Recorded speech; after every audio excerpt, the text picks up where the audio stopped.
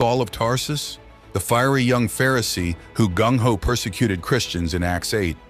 3. Well, after witnessing the stoning of Stephen, something incredible happened. Saul's world was about to be flipped upside down.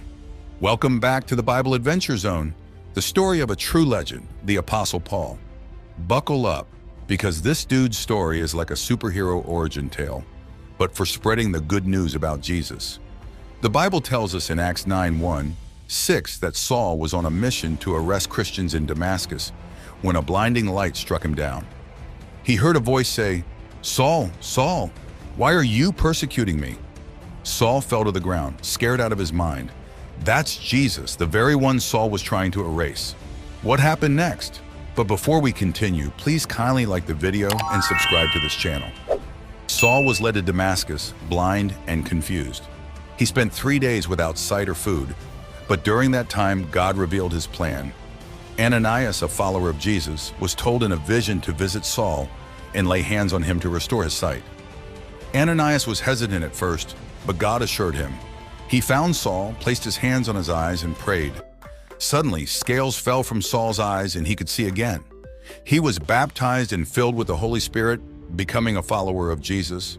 This dramatic conversion in Acts 9 is a turning point in the history of Christianity. The man who once hunted Christians down was now one of them. Saul, now known as Paul, didn't waste any time. Acts 9:20 tells us he immediately began preaching about Jesus in the synagogues of Damascus. Imagine the shock on everyone's faces. The guy who was breathing threats against Christians was now proclaiming Jesus as the Messiah. Of course, not everyone was happy. The Jewish leaders who had supported Paul's persecution of Christians now turned on him. Paul faced threats and plots to kill him, forcing him to flee Damascus. But Paul wasn't fazed. He continued his mission, traveling to Jerusalem, Judea, and even Syria and Cilicia, sharing the gospel with both Jews and Gentiles. Acts 9:31 tells us the churches throughout Judea, Samaria, and Galilee had a time of peace and were strengthened. Paul faced constant challenges.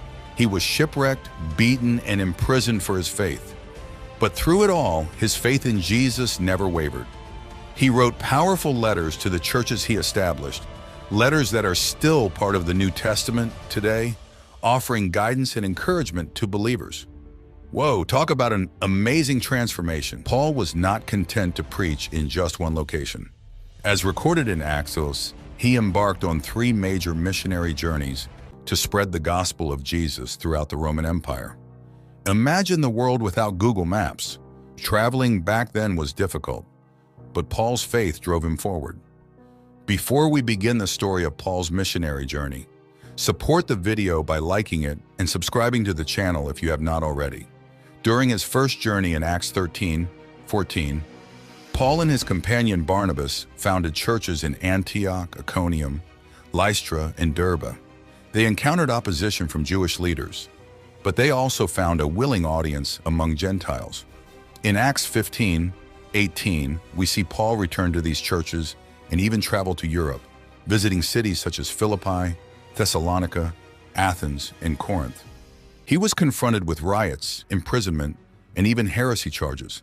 However, Paul remained undeterred, defending his faith with his sharp intellect and biblical knowledge. His third journey, described in Acts 18:21, was aimed at strengthening existing churches in Asia Minor and Greece. Paul also made a stop in Ephesus, a major city, where he spent time teaching and writing letters to different churches. So the Christian persecutor is now the one spreading the good word. What an amazing twist. If you enjoyed the story of this great man, please subscribe for more like it. Christian teachings can be found in abundance in Paul's letters, many of which are found in the New Testament. He spoke on the subjects of love, grace, faith, and the work of the Holy Spirit. Believers are still led and encouraged by his writings today. Paul, however, was a pragmatic leader in addition to a theologian. He appointed leaders, built the church, and emphasized the value of leading a life centered around Christ.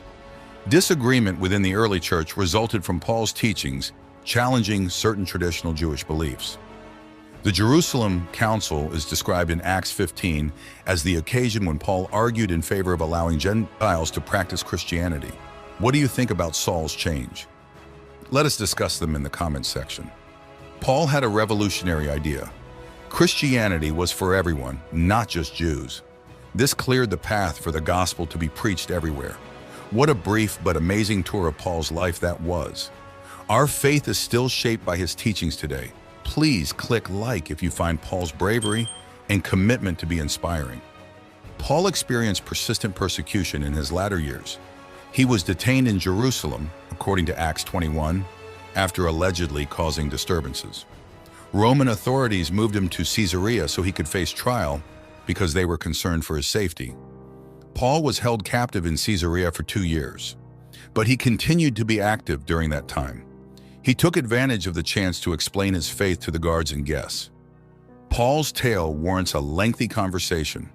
Examining his legacy as one of the most significant individuals in Christian history will teach us a lot. Please let me know in the comments section if there is a biblical figure you would like me to tackle next. Click the subscribe button for more amazing Bible stories. Like the video and enable notifications to avoid missing new uploads. Thank you, and God bless you.